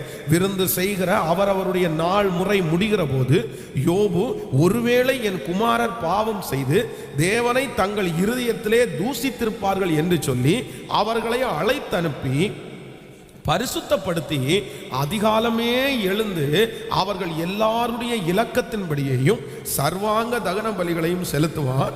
இந்த பிரகாரமாக யோபு அந்நாட்கள் எல்லாம் செய்து வந்தான். கவனிங்கள் ஆண்டவருடைய பிள்ளைகளே, இந்த யோபு இங்கே தன்னுடைய பிள்ளைகளுக்காக எதற்காக ஜெபிக்கிறார்? பொதுவாக நம்முடைய பிள்ளைகளுக்காக நம்ம ஜெபிக்கும் போது வித்தியாசமா ஜெபிப்போம். என் பிள்ளைக்கு நல்ல ஞானம் கொடுங்க, என் பிள்ளைக்கு நல்ல பணம் கொடுங்க, என் பிள்ளை நல்ல சொத்தா இருக்கணும், நான் பட்ட கஷ்டம் படக்கூடாது. இப்படி ஆயிரக்கணக்கான ஜெப குறிப்புகளை ஒவ்வொரு பெற்றோர்களும் ஜெபிப்பது வழக்கம். ஆனா யோபு தன்னுடைய பிள்ளைகளுக்காக எதற்காக அவன் ஜெபிக்கிறான்னா, பணத்துக்காகவும் ஆசீர்வாதத்திற்காகவும் ஜெபிக்கல. என்ன ஜெபிக்கிறான்னா, என் பிள்ளைகள் ஒருவேளை பாவம் செய்திருப்பார்களோ இல்லையோ என்று நினைத்து அந்த பண்டிகை முடிச்சதுக்கு அப்புறம் அவங்களை கூப்பிட்டு நிறுத்தி அவர்களை பரிசுத்தப்படுத்தி அவர்கள் ஒவ்வொருத்தருக்கும் தகுந்தது போல காளைகளை பலியிட்டு கர்த்தருக்கு ஆராதனை செய்தார். அப்போ முக்கியமான ஒன்று என்ன அப்படின்னா, உங்களுடைய பிள்ளைகளுடைய பாவங்களுக்காக நம்ம திறப்புல நின்று ஜெபிக்க வேண்டிய அவசியம் இருக்கிறது. பிள்ளையினுடைய இருதயத்திலே மதியினம் ஒட்டி இருக்கும். பிள்ளைகள் நிறைய பேர் பாவிகளா இருப்பாரு. நம்ம நிறைய பேர் இதற்காக ஜெபிக்கிறது இல்லை. இந்த ஜெபத்தில் இருக்கிற யாராவது ஒரு நாள் உங்க பிள்ளைங்க செய்த தப்புக்காக நீங்க ஆண்டவரிடத்துல மன்னிப்பு கேட்டிருக்கீங்களா? நீங்க ஜெபித்திருக்கிறீங்களா? ஆண்டவரே, என் பிள்ளை ஏதாவது தப்பு செஞ்சா மன்னிச்சிருங்க ஆண்டவரே, இந்த மாதிரி இந்த தப்பு பண்ணனா என்ன மன்னிச்சிருங்க அப்படின்னு நம்ம சொல்லியிருக்கிறோமா? அப்படின்னா நம்ம என்ன நினைக்கிறோம், நம்ம பிள்ளை என்ன தப்பு பண்ண போகுது, என் பிள்ளை ஒரு தப்பு பண்ணல, என் பிள்ளை நல்ல பிள்ளை அப்படிதான் நினைக்கிறோம். இல்ல, நம்முடைய பிள்ளைகள் நமக்கு தெரியாமல் நிறைய தவறுகளை செய்வார்கள். அப்போ ஒவ்வொரு பெற்றோரும் உங்க பிள்ளைகளுடைய பாவ மன்னிப்புக்காக நீங்க என்ன பண்ணணும் அப்படின்னா கர்த்தரிடத்துல ஜெபிக்க வேண்டிய அவசியம் இருக்குது. ஆமென். நான் சொல்றது உங்களுக்கு விளங்குதா? நம்முடைய பிள்ளைகளுடைய பாவ மன்னிப்பிற்காக நம்ம ஜெபிக்கணும். அதை கர்த்தர் எதிர்பார்க்கிறார். அதான் தேவன், நீங்கள் வேதத்தில் வாசிக்கும் போது தானியேல் என்ன ஜெபிக்கிறான் அப்படின்னா, எங்கள் பிதாக்கள் செய்த பாவத்தை மன்னியும் அப்படின்னு நம்ம ஜெபிக்கிறான். நீங்கள் நெகேமியா ஜெபிக்கும் போது என்ன சொல்றேன்னா, நானும் என் தகப்பன் வீட்டாரும் பாவம் செய்தோம் ஆண்டவரே, எங்களை மன்னிங்க ஆண்டவரே. சோ முன்னோருடைய பாவத்திற்காக எப்படி ஒரு தேவனுடைய பிள்ளை மன்னிப்பு கேட்கிறார்களோ, அதே போல ஒவ்வொரு தகப்பனும் தாயும் தன்னுடைய பிள்ளைகளுக்காக எதுக்காக ஜெபிக்கணும்னா, அவங்க செய்த தவறை நீங்க என்ன பண்ணுங்கன்னா மன்னிச்சிருங்க ஆண்டவரே. அந்த தவறுக்கு நம்ம ஒத்து போகவே முடியாது. நீங்க தான் அவர்களுக்கு அந்த ரட்சிப்பை வாங்கி கொடுக்க முடியும். அவன் செஞ்ச தப்புக்கு நான் ஜெபிச்சா என்ன பாஸ்டர் பண்றது? நான் நம்புறேன், உங்களுடைய வித்து தானே, உங்களுடைய ரத்தம் தானே. அதனால நீங்கள் ஜெபிக்கும் போது கண்டிப்பாக ஆண்டவர் அந்த பாவத்தை அவர்களுக்கு மன்னிக்க வல்லவரா இருக்கிறார். எத்தனை பேர் ஆமோதிக்கிறீர்கள்? கைகளை அப்படி மேல உயர்த்தி முதலாவதாக கர்த்தரிடத்துல சொல்லுவோம், ஆண்டவரே, என் பிள்ளை ஆண்டவர் அக்கிரம சிந்தை கொண்டிருந்தானே, ஆனால் கர்த்தர் அவருடைய பாவத்தை மன்னிப்பீராக. என் பிள்ளைக்கு ஆண்டவரே ஸ்தோத்திரம். ஆண்டவரே, என்னுடைய பிள்ளைக்கு அந்த பாவத்திற்கு தகுந்தது போல நீங்க செய்யக்கூடாது ராஜா. அவங்க பாவத்தை நீங்க மன்னிக்கணும் ஆண்டவரே. ஒவ்வொரு பெற்றோர்களும் ஜெபிங்கள். ஆண்டவரே, நீங்க மன்னிங்கப்பா, எங்க பிள்ளைக்கு ஆண்டவரே ஒரு ஆசீர்வாதத்தை கொடுங்க ஆண்டவரே. தவறு பண்ணக்கூடாது ராஜா. ராஜா, அவருடைய தவறு உங்க சமூகத்தில் வருமானால் இப்பொழுது நான் மன்னிப்பு கேட்கிறேன். எந்த இடத்துல இருந்தாலும் உம்முடைய ரத்தம் அந்த பிள்ளையை தொடட்டும், உம்முடைய ரத்தம் அந்த பிள்ளையை கழுவட்டும், அந்த ரத்தம் உம்முடைய பிள்ளைகளை சுத்திகரிக்கட்டும் சுவாமி, சுத்திகரிக்கட்டும் அப்பா. ஹல்லேலூயா. கைகளை உயர்த்தி ஒரு ஹல்லேலூயா சொல்லுங்க. ஸோ நம்பர் 1, நம்முடைய பிள்ளைகளுக்காக நம்ம எதற்காக ஜெபிக்கணும்னா, வேதம் சொல்லுது அவருடைய பாவ மன்னிப்புக்காக நம்ம என்ன பண்ணணும்? ஜெபிக்கணும். என் குழந்தை சின்ன குழந்தை அப்படின்னா கூட, சின்ன குழந்தைங்க கூட ஏதாவது தப்பெல்லாம் பண்ணுவாங்க. அப்போ குடும்ப ஜெபத்தில் அந்த ஜெபத்தை செய்ய, அப்போ பிள்ளைகளுக்கு ஆண்டவரை குறித்த பயம் உங்களுக்கு வரும். இதுவரையிலும் இந்த ஜெபத்தை ஏறெடுக்காதவர்கள் இருந்திருப்பீங்களானால் இன்றைக்கு நீங்க கண்டிப்பா ஜெபத்தை ஏறெடுங்கள். ஆமென். இரண்டாவதாக ஒரு காரியத்திற்காக நம்ம ஜெபிக்க போகிறோம். ரூத்தின் புஸ்தகம் 3ஆம் அதிகாரத்தை எடுத்துக்கொள்ளுங்கள். ரூத்தின் புஸ்தகம் 3ஆம் அதிகாரம் எடுத்துக்கொள்ளுங்க. 3ஆம் அதிகாரம் 10வது வசனத்தை நம்ம வாசிக்க போறோம். ரூத்தின் புஸ்தகம் 3வது அதிகாரத்திலே 10வது வசனத்தை எல்லாரும் சேர்ந்து வாசிக்கலாம். அதற்கு அவன், மகளே, நீ கர்த்தரால் ஆசீர்வதிக்கப்படுவாயாக. நீ தரித்திரரும் ஐஸ்வர்யவான்களுமான வாலிபரின் பிறகே போகாததினால் உன் முந்தின நற்குணத்தை பார்க்கிலும் உன் பிந்தின நற்குணம் உத்தமமாய் இருக்கிறது. இப்பொழுதும் என் மகளே, நீ பயப்படாதே, உனக்கு வேண்டியபடியெல்லாம் செய்வேன். நீ குணசாலி என்பதை என் ஜனமாகிய ஊராரெல்லாம் அறிவார்கள். ஆமென். ஆண்டவருடைய பிள்ளைகளே, இரண்டாவது இந்த இடத்துல ரூத்துக்கு ஒரு பெரிய ஆசீர்வாதம் கிடைக்கிறது. அப்படின்னா என்ன அப்படின்னா, அந்த அன்னைக்கு இருக்கிற நாட்களிலே அவர்கள் ஒரு இளம் விதவை. அந்த இளம் விதவை ஒரு புதிய பட்டணத்திற்குள்ள வர்றாங்க. அந்த பட்டணத்துக்குள்ள அவங்களை ஆயிரக்கணக்கான பேர் பார்க்கிறார்கள். அவங்களை வித்தியாசமாய் பார்க்கிறார்கள். இவங்களுக்கு நம்ம கூட ஜாயிண்ட் ஆவாங்க அப்படின்னு பார்க்குறாங்க. உலகத்தில் இருக்கிற பல மனிதர்கள் வந்து அவர்களை கையாளுவதற்காக, இல்லைன்னா அவர்களை தங்க பக்கம் இழக்கிறதுக்காக ரொம்ப முயற்சி எடுக்கிறாங்க. அப்ப நான் என்ன நம்புறேன் அப்படின்னு சொன்னா, அவருடைய மாமியார் அந்த ரூத்தினுடைய ஜெபம் அந்த சகோதரியை என்ன பண்ணிச்சுன்னா, பொல்லாதவருடைய கையிலிருந்து பாதுகாத்தது. அப்போ இரண்டாவதாக நம்ம எதற்காக நம்முடைய பிள்ளைகளுக்காக ஜெபிக்கணும் அப்படின்னா, இந்த உலகத்தில் இருக்கிற எந்த நபர்களுடைய கண்களும் நம்ம பிள்ளைங்க மேல படாதபடி நம்முடைய பிள்ளைகளுடைய பாதுகாப்புக்காக ஜெபிக்கணும். எதுக்காக ஜெபிக்கணும்? பாதுகாப்புக்காக. நம்முடைய பிள்ளைகளுக்கு பாதுகாப்பு ரொம்ப அவசியம். இன்றைக்கு நம்ம நிறைய பேர் பாதுகாப்பாய் வாழ்ந்தோம், ஆனா நம்முடைய பிள்ளைகள் நிறைய பேர் பாதுகாப்பாய் வாழ்கிறது இல்லை. அவர்களுக்கு ஒரு பாதுகாப்பும் இல்லை. அவர்களை வஞ்சிக்கிறார்கள். நீங்கள் யாக்கோபை குறித்து வேதத்தில் வாசிக்கும் போது அவளுடைய ஒரே மகள் தீனாள். ஆனா அந்த மகளுக்கு பாருங்க, அந்த பாதுகாப்பு இல்லை. அந்த பாதுகாப்பு இல்லாததுனால ஒரு நாட்டினுடைய ராஜாவினுடைய மகன் எடுத்துக்கொண்டு போய் அந்த பிள்ளையை கெடுத்து அந்த பிள்ளையினுடைய எதிர்காலமே குட்டி சுவரா போயிருச்சு. நம்ம எந்த இடத்துல பாதுகாப்பு இருக்குன்னு நினைக்கிறீங்க? அவங்க கையில் எல்லாமே கொடுக்கப்படுகிறது. அவங்களுக்கு எதுவுமே தெரியாது. அவங்களால எதுவுமே கெஸ் பண்ண முடியாது. அப்போ சிலர் வந்து அப்படியே பார்த்துட்டே இருக்கிறாங்க. யாரை பிடிக்கலாம், யாரை தள்ளலாம், யாரை அசுத்தமான வழியில நடத்தலாம். ஆனா நான் நம்புறேன், நம்முடைய பிள்ளைகளை கர்த்தர் கிருபையாய் பாதுகாப்பார். ஆமென் சொல்லுங்கள். கைகளை உயர்த்தி ஒரு ஹல்லேலூயா சொல்லுங்க. கடந்த சில நாட்களுக்கு முன்பாக ஒரு அதிர்ச்சியான ஒரு செய்தி. 8th ஸ்டாண்டர்ட் படிக்கிற, 8ஆம் வகுப்பு படிக்கிற ஸ்கூல் பிள்ளைகள் பாருங்க, பாய்ஸ். அந்த பாய்ஸ் எல்லாருமே பிடி பீரியடில் வந்து எல்லாருமே சிகரெட் அடிச்சுட்டு இருக்காங்க. எல்லா பாய்ஸும் 8th ஸ்டாண்டர்ட் படிக்கிற எல்லா பிள்ளைகளும் வந்து சிகரெட். அப்போ அந்த வாத்தியாருக்கு ரொம்ப சங்கடம் ஆயிடுச்சான். ஏதோ ஒருத்தன் கிடைக்க மாட்டானா? ஏப்பா ஒரு பையன் அடிக்காம இருக்க மாட்டேன், எல்லாரும் இப்போ அடிச்சுட்டு இருக்கீங்களே என்ன அப்படின்னு கேட்டா, அந்த கிளாஸ்ல வந்த அவன் கூட இருந்த அந்த ஒரு ஃப்ரெண்டு முதலிலே சிகரெட் அடிக்க பழகிறவன் ஒரு முடிவெடுத்தாங்க. இவங்க எல்லாத்தையும் கேட்டாங்க, யாரும் நான் பழக்கி விட்டா, யாரும் நான் பழக்கி விட்டா. எல்லாருமே அந்த ஒரு பையனை காமிச்சிருக்காங்க. அப்போ அந்த பையனை கூப்பிட்டு தனியாக விசாரிச்சு, நீ ஏன்ப்பா இப்படி பண்ண? நீ அடிச்சது பரவாயில்ல, இவங்களை எல்லாரும் ஏன்ப்பா இப்படி பண்ண அப்படின்னா, அவன் சொன்னாராமா, என் டார்கெட்டே இந்த ஸ்கூலில் இருக்கிற நான் தான் அந்த தப்பு பண்ணுறேன்ல, அவங்களையும் செய்ய வைக்கணும்ல, அவங்களையும் பண்ண வைக்கணும்ல. அப்போ அவங்க நல்லவங்க, நான் கெட்டவனா, நான் ஒன்றும் இல்லாதவனா? அப்படியெல்லாம் இல்லை.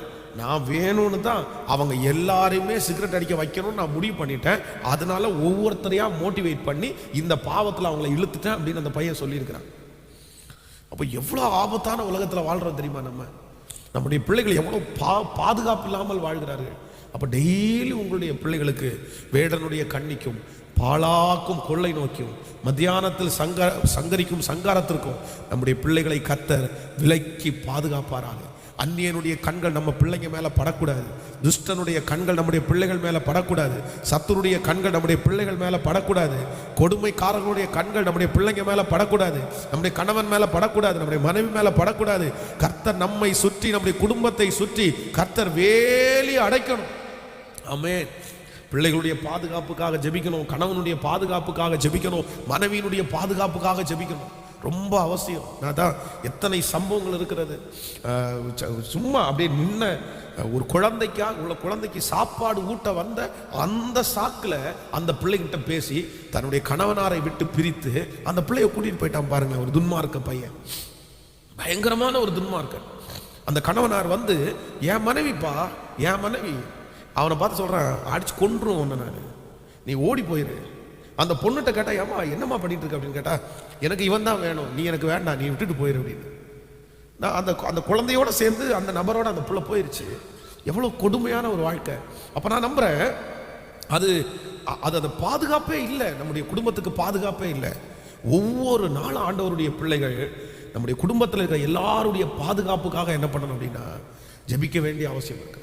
தேவையில்லாத எஸ்எம்எஸ் எல்லாம் நமக்கெல்லாம் நிறைய பேருக்கு வருது இல்லை, தேவையில்லாத எஸ்எம்எஸ், தேவையில்லாத ஃபோன் காலு.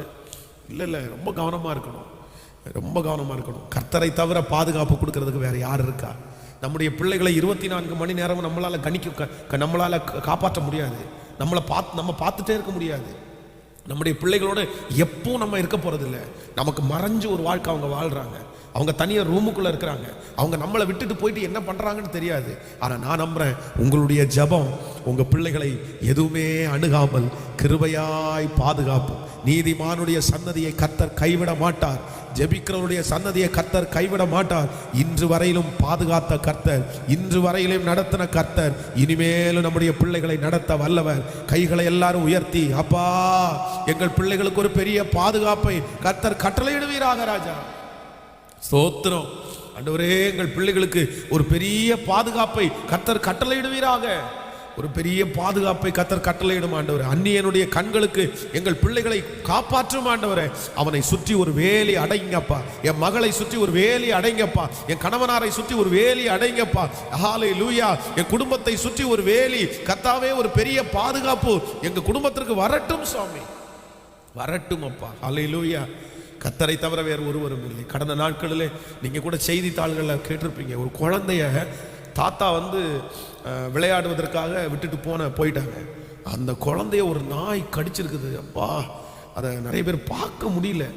அத்தனை அந்த போன 2 நிமிஷத்தில் அந்த குழந்தைய அந்த நாய் கடிச்சு கண்ணெல்லாம் அப்படியே கிழிஞ்சிருச்சு. எத்தனை இடத்துல தையல் தெரியுமா? குட்டி குழந்தை. அப்போ ஒரு பாதுகாப்பு இல்லாத இடத்துல வாழணும். எங்கள் வீட்டு பக்கத்தில் ஒரு சின்ன குட்டி தம்பியை அவன் ட்ரௌசர் போட்டுட்டு போகும்போது ஒரு நபர் வேணும்னு ஒரு ரவுடி பையன், அந்த பையன் வந்து அந்த பையனுடைய ட்ரௌசரை பிடிச்சி கழட்டி விட்டான். அவ்வளோதான். அந்த பையன் வந்து அந்த இடத்துல ஷாக் ஆகி மனசை விட்டு, அதற்கு பிறகு அவனுக்கு தூக்கம் வராமல் அந்த பையன் இன்னைக்கும் சிக்கா இருக்கான். ஆரம்பம் அந்த ட்ரௌசரை கழட்டினதான். தெருவில் போகிறதுக்கு பயம், யார்கிட்ட பார்க்கறதுக்கும் பயம். என்னன்னு கேட்டால், எனக்கு ட்ரௌசரை கழட்டிடுவாங்க. அந்த பயம், அந்த அதிர்ச்சி. அப்போது நம்முடைய பிள்ளைகளை கர்த்தர் ஒருவரே பாதுகாக்கணும். அதனால் டெய்லி உங்கள் வீட்டை விட்டு யார் வெளியே போனாலும் உங்கள் மனசில் எதற்காக ஜெபிங்க அப்படின்னா பாதுகாப்புக்காக நீங்கள் ஜெபிக்க வேண்டிய அவசியம் இருக்கிறது. ஆமே. வண்டி ஓட்டுறாங்க, கார் ஓட்டுறாங்க, கர்த்தரை தவிர பாதுகாப்பு வேறு எதற்கு? நீங்கள் ஆரம்பத்தில் ஜெபிச்சிட்டிங்கன்னா அது நமக்கு நன்மையாய் முடியும். ஆமேன்னு சொல்லுங்கள். நம்பர் 1, முதலாவதாக நம்முடைய குடும்பத்தினுடைய பரிசுத்தத்திற்காக ஜெபிக்கணும். நம்பர் 2, இரண்டாவதாக நம்முடைய பிள்ளைகள், நம்முடைய குடும்பத்தினுடைய பாதுகாப்புக்காக நம்ம ஜெபிக்கணும். நம்பர் 3, மூன்றாவதாக நம்ம வந்து ஆதியாகமம் 17ஆம் அதிகாரத்தை எடுத்துக்கொள்ளுங்கள். ஆதியாகமம் 17ஆம் அதிகாரம் 18வது வசனத்தை வாசிக்கலாமா? ஆதியாகமம் 17ஆம் அதிகாரத்திலே 17ஆம் அதிகாரம் 18வது வசனத்தை வாசிக்க போறோம். 17ஆம் அதிகாரம் 18. இஸ்மவேல் உமக்கு முன்பாக பிழைப்பானாக என்று ஆபிரகாம் தேவனிடத்தில் விண்ணப்பம் பண்ணினான். இன்னொரு விஷயம் கூட வாசிக்கலாம். இஸ்மவேல் உமக்கு முன்பாக பிழைப்பானாக என்று ஆபிரகாம் தேவனிடத்தில் விண்ணப்பம் பண்ணினான். நம்பர் 3, மூணாவதாக நம்ம குடும்பத்திற்காக, நம்முடைய பிள்ளைகளுக்காக எதற்காக நம்ம ஜெபிக்க வேணும் அப்படின்னா, அவங்க செட்டில் ஆகணும் அப்படின்னு நம்ம ஜெபிக்கணும். ஆமென் சொல்லுங்கள். நான் சொல்றது உங்களுக்கு புரியுதா? நம்முடைய பிள்ளைகள் என்ன படணும் அப்படின்னா, ஏதாவது ஒரு இடத்துல நம்ம பிள்ளைகள் வந்து ஸ்திரப்படணும். என் பிள்ளை இப்போ குழந்தையா இருக்கு பாஸ்டர், இப்பவே ஜெபிக்க சொல்றீங்களா? நான் சொல்றேன், இப்பவே ஜெபம் பண்ணிருங்க. பிறந்த அன்றிலிருந்தே ஜெபிங்க. உங்க பிள்ளைகள், அதான் ஆண்டவர் நம்மை உறுதியான இடத்திலே வைக்கிறவர். நம்முடைய பிள்ளைகள், இங்க இருக்கிற நிறைய பேர், இந்த சத்தத்தை கேட்கிற நிறைய பேர், நீங்க உறுதியான இடத்துல இருக்கல. நீங்க நிறைய பேர் செட்டில் ஆகவே இல்லை. அதான் அப்படியே ஒரு கூட்டமாக அப்படியே அங்கே போகிறது இங்கே போகிறது, ஒரு நிலைவரமான வருமானம் இல்லை, ஒரு நிலைவரமான வீடு இல்லை, ஒரு நிலைவரமான திருச்சபை இல்லை, ஒரு நிலைவரமே இல்லை. நான் சொல்கிறேன், நம்முடைய பிள்ளைகளுக்காக நம்ம ஜெபிக்க வேண்டிய ரொம்ப பெரிய கடமை என்ன அப்படின்னா, நம்முடைய பிள்ளைகள் என்ன ஆகணும் அப்படின்னா, ஏதாவது ஒன்றில் என்ன பண்ணணும்னா அழகாக செட்டில் ஆகணும். ஆண்டவர் தான் அதை செய்வார். சில பிள்ளைகள் பாருங்க, படித்து முடிச்சுட்டு இருக்கும் போதே அவர்கள் வந்து எடுக்கப்பட்டு நல்ல வேலையில் போய் உட்காந்துடுறாங்க. அவ்வளோதான், செட்டில் ஆகிட்டான். 1 லட்சம் ரூபா 1.5 லட்சம் ரூபா சம்பளம் வாங்குறான். அவனுடைய வாழ்க்கை அப்படியே தாறுமாறலாம். ஆனால் சில பிள்ளைகள் படித்து முடிச்சுட்டு 5 வருஷமா வேலை இல்லை, 4 வருஷமா வேலை இல்லை. ஆனால் நான் நம்புறேன், ஆண்டவர் இன்றைக்கு இரக்கம் செய்வார். ஆண்டவரே, என்னுடைய பிள்ளையை உறுதியான இடத்துல வைக்கப்பா. நான் செட்டில் ஆகலை, நான் தான் ஒரு நிலைவரமான வருமானத்தில், ஒரு நிலைவரமான வேலையில் இல்லை. ஆனால் என் பிள்ளை நிலைவரமான ஒரு வேலையில் கர்த்தர் இருக்க உதவி செய்யும். ஆமென்.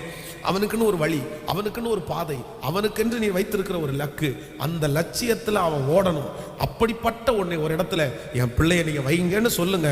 நம்ம ஜெபத்தை கேட்கிற கர்த்தர் நிச்சயமாய் நம்முடைய பிள்ளைகளை அப்படி நடத்த வல்லவராக இருக்கிறார். ஆமே. நம்முடைய பிள்ளைகள் நாம் நம்மை போல அலைந்து திரியக்கூடாது.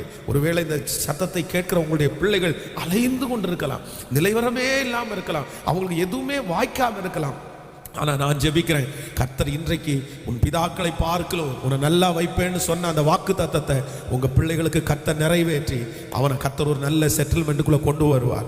கர்த்தர் அவனை நிலையாய் நிறுத்துவார். அவர்களுக்கு ஒரு பெரிய வேலையை கர்த்தர் தருவார், ஒரு தரிசனத்தை கர்த்தர் தருவார். அவனை உறுதியான இடத்துல கர்த்தர் அந்த பிள்ளையை நிறுத்தி கர்த்தர் அவரை ஸ்திரப்படுத்துவார். ஆமோதிக்கிறீங்களா? கைகளை அப்படி மேலே உயர்த்தி சொல்லுங்க, ஆண்டவரே, எங்கள் பிள்ளைகளை ஸ்திரப்படுத்துகிற கர்த்தர். சத்தத்தை உயர்த்தி, அவன் செட்டில் ஆகணும், அவன் செட்டில் ஆகணும். அவன் அலைஞ்சு திரியக்கூடாது ராஜா.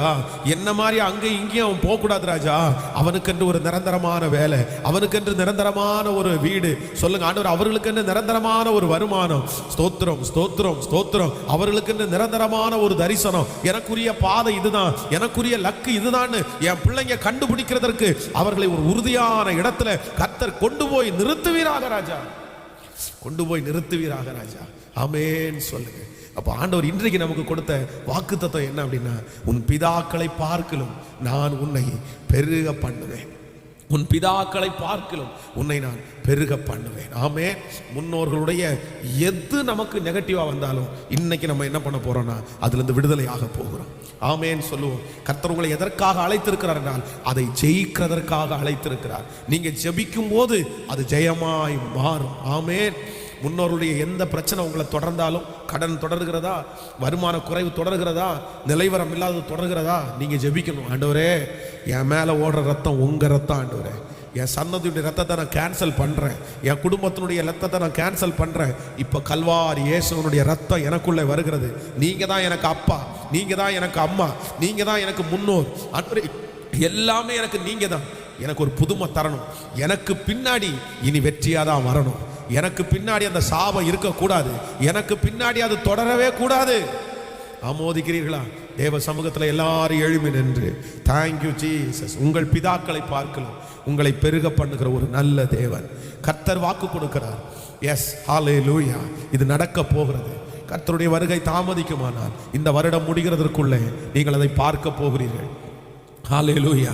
இந்த ஜெபத்தில் இருக்கிறவர்கள் பார்க்க போகிறீர்கள். உன் தகப்பனாருடைய வியாதியை கர்த்தர் விலக்க போகிறார். அவருடைய நஷ்டங்களை கர்த்தர் விலக்க போகிறார். அவர்களை பார்க்கலும் கர்த்தர் உங்களை அங்கீகரிக்க போகிறார்.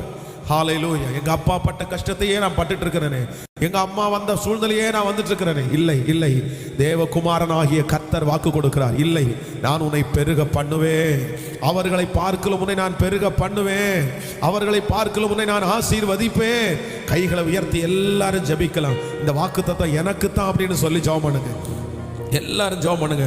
ஆண்டவரே, இது எனக்கு தான், இது எனக்கு தான், எனக்கு தான், இந்த வாக்குத்தத்தம் எனக்கு தான். எங்க அப்பா அம்மாவை விட நான் உயர்ந்த இடத்துல, அவருடைய எந்த காரியம் என தொடக்கூடாது. ஸ்தோத்திரம் ஸ்தோத்திரம். ஜெபிக்கிறவர்களுக்கு கர்த்தர் அப்படியே செய்யட்டும். ஸ்தோத்திரம். தகப்பனே, நீர் இரக்கம் செய்கிற கர்த்தர் அல்லவா? ஸ்தோத்திரம் ஸ்தோத்திரம் ஸ்தோத்திரம் ஸ்தோத்திரம். அற்புதம் செய்கிற தேவனே, அதிசயங்களை நடப்பிக்கிற கர்த்தாவே, இப்பொழுது இப்பொழுது ஒரு இரக்கம் பாராட்டும், இப்பொழுது ஒரு இரக்கம் செய்யும். ஸ்தோத்திரம் ஸ்தோத்திரம். ஜெபம் பண்ணுங்க. இந்த வாக்குத்தத்தம் எனக்காகவே, எனக்காகவே கர்த்தர் எனக்காகவே எனக்காகவே தந்திருக்கிறார். ஹல்லேலூயா. என் பிதாக்களை பார்க்கலும் ஆண்டவர் என்னை பெருக பண்ண போகிறார். ஓ, என்னை பெருக பண்ண போகிறார், என்னை உயர்த்த போகிறார். ஹல்லேலூயா. என்னை ஆசீர்வதிக்க போகிறார். அந்த சாபம் என்னை விட்டு விலகிறது, அந்த வியாதி என்னை விட்டு விலகிறது, அந்த அக்கிரமம் என்னை விட்டு விலகிறது, அந்த நஷ்டங்கள் என்னை விட்டு விலகிறது. ஸ்தோத்திரம் ஸ்தோத்திரம் ஸ்தோத்திரம் ஸ்தோத்திரம். ஹல்லேலூயா. வாக்கு பண்ணினவர் மாறிடார், வாக்கு தத்தம் நிறைவேற்றுவார். வாக்கு பண்ணினவர் மாறிடார், வாக்கு தத்தம் நிறைவேற்றுவார். சோர்ந்து போகாதே, நீ சோர்ந்து போகாதே, சோர்ந்து போகாதே, உன்னை அழைத்தவர் உண்மையுள்ளவர். சோர்ந்து போகாதே, நீ சோர்ந்து போகாதே, சோர்ந்து போகாதே, உன்னை அழைத்தவர் உண்மையுள்ளவர். வாக்கு பண்ணினவர் மாறிடார், வாக்கு தத்துவம் நிறைவே. கரங்களை தட்டி, வாக்கு பண்ணினவர் மாறிடார், நிறைவேற்றுவார். சோர்ந்து போகாதே, நீ சோர்ந்து போகாதே, சோர்ந்து போகாதே, உன்னை அழைத்தவர் உண்மையுள்ளவர். சோர்ந்து போகாதே, நீ சோர்ந்து போகாதே, சோர்ந்து போகாதே, உன்னை அழைத்தவர் உண்மையுள்ளவர். அவர் மனிதன் அல்லவே, பொய் சொல்வதில்லையே, அவர் உண்மையுள்ளவர், வாக்கு மறப்பதில்லையே. அவர் மனிதன் அல்லவே, பொய் சொல்வதில்லையே, அவர் உண்மையுள்ளவர், வாக்கு மறப்பு. கரங்களை தட்டி, வாக்கு தந்தவர் சிறந்தவர், சிறந்ததை ஏமாற்றங்கள் இல்லையே சொல்லுவோம். வாக்கு தந்தவர் சிறந்ததை ஏமாற்றங்கள் இல்லையே. வாக்கு பண்ணினவர், வாக்கு பண்ணினவர் மாறிடார், வாக்கு தத்தம் நிறைவேற்றுவார். வாக்கு பண்ணினவர் மாறிடார், வாக்கு தத்தம் நிறைவேற்றுவார். சோர்ந்து போகாதே, நீ சோர்ந்து போகாதே, சோர்ந்து போகாதே, உன்னை அழைத்தவர் உண்மையுள்ளவர். சோர்ந்து போகாதே, சோர்ந்து போகாதே, உன்னை அழைத்தவர். ஆமென். கைகளை உயர்த்தி ஒரு ஹல்லேலூயா. யாபேஸ் தன் தேவனாகிய கர்த்தரை நோக்கி, தேவரே, என்னை ஆசீர்வதித்து என் எல்லையை பெரிதாக்கி தீங்கு என்னை துக்கப்படுத்தாதபடி உங்க கரம் என்னோடு கூட இருக்கட்டும்னு ஜெபம் பண்ணான். அவன் ஜெபித்த ஜெபத்தை கர்த்தர் கேட்டார். யாபேஸ் என்கிறதற்கு துக்கம் என்று அர்த்தம். அவனுடைய தாய் அவனை துக்கத்தோடு பெற்றெடுத்தேன் என்று அவனுக்கு யாபேஸ் என்று பெயரிட்டான். ஆனா வேதம் சொல்லுது, கர்த்தர் அவனுடைய ஜெபத்தை கேட்டு அவன் சகோதரர்களை பார்க்கலும் கர்த்தர் அவனை பெருக பண்ணினார். ஆமென் சொல்லுங்க. நான் வாழ்த்துறேன் உங்களை. ஆண்டவர் உங்க குடும்பத்தில், உங்க வம்சத்தில் இருக்கிற எல்லாரை விட ஆண்டவர் உங்களை நல்லா தான் வைக்க போறார். உன் பிதாக்களை பார்க்கலும் ஆண்டவர் உங்களை பெருக பண்ணுவார். உங்க அப்பா அதை பார்த்துருக்க மாட்டாங்க, ஆனா நீங்க பார்ப்பீங்க. உங்க அம்மா அந்த ஆசீர்வாதத்தை பார்த்துருக்க மாட்டாங்க, ஆனா கர்த்தர் உங்க கண்கள் காண உதவி செய்வார். உங்க அப்பா ஒரு பத்திரத்துக்கு கையெழுத்து போட்டிருக்க மாட்டாங்க, ஆனா நீங்க கையெழுத்து போடுவீங்க. தோ ஹல்லேலூயா. உங்க குடும்பத்துல யாருமே வெளிநாடுகளுக்கு அவங்க டிராவல் பண்ணாம இருப்பாங்க, ஆனா நான் நம்புறேன் உங்க பிள்ளைகளை கர்த்தர் பல நாடுகளுக்கு கர்த்தர் கொண்டு போகட்டும். ஆமென். ஸ்தோத்திரம், ஹல்லேலூயா, ஆமென் சொல்லுங்கள். நீங்களும் உங்களுடைய குடும்பத்தில் இருக்கிறவர்களும் பெரிய பெரிய ராஜாக்கள் மத்தியில் நீங்க உட்கார்ந்து இருக்கலாம். ஆனா நான் நம்புறேன், ஆனா உங்களை கர்த்தர் அப்படி ராஜாக்களுக்கு முன்பாய் கர்த்தர் கொண்டு போய் உட்கார வைப்பார். உங்களுக்காக பெரிய பெரிய மேடைகளை கர்த்தர் ஆயத்தப்படுத்துவார். ஹல்லேலூயா. அவர்கள் காணாத, அவர்கள் பார்க்காத அநேக ஆசீர்வாதங்களை நீங்க பார்க்க போறீங்க. இந்த ஜெபத்தில் இருக்கிறவங்க பார்க்க போறீங்க. கர்த்தர் அப்படி உங்கள் பிதாக்களை பார்க்கலாம். கர்த்தர் உங்களை பெருக பண்ண போறாரு. ஆமென் சொல்லுங்கள். ஒரு ஜெப குறிப்புக்காக ஜெபித்து முடிக்க போறோம். உங்க இன்றைக்கு ஆன்லைன்ல இருக்கிறவங்களும் நீங்க வீட்டில் உங்க குழந்தைங்க இருப்பாங்கன்னா, நான் இன்னைக்கு சொன்ன இந்த 3 ஜெப குறிப்புகளையும் உங்க பிள்ளைகளுடைய தலையின் மேல கையை வச்சு, அவங்க தூங்கிட்டு இருந்தாங்கன்னா கூட அப்படியே கையை வச்சு நீங்க ஜெபம் பண்ணிடணும். இந்த 3 காரியத்திற்காக. ஒன்று, முதலாவதாக பரிசுத்தத்திற்காக, இரண்டாவது பாதுகாப்புக்காக, மூன்றாவது அவங்களுடைய ஸ்திரப்படுத்துவதற்காக. இந்த 3க்காக உங்க பிள்ளைகளுக்கு கண்டிப்பா நீங்க ஜெபிக்கணும். ஆமென். அப்படி ஜெபிக்கும் போது அற்புதம் செய்வார். ஹல்லேலூயா. எனக்காக இப்பொழுது ஜெபிக்கும்படியாக உங்களை கேட்கிறேன். கடந்த சில நாட்களாக ரொம்ப பலவீனமாக இருக்கிறது சரீரம். ஆண்டவர் பலப்படுத்தணும். இந்த ஜெபத்தை வெற்றியாக முடிக்கிறதற்கு கர்த்தர் பலன் தர வேண்டும். அதனால் ரொம்ப கொஞ்சம் கஷ்டமாக இருக்குது. அதனால் நீ நிறைய பேர் எனக்காக ஜெபிக்கிறீர்கள். ரொம்ப சந்தோஷம். ஆண்டவர் திரும்பவும் உங்கள் ஜெபத்தை கர்த்தர்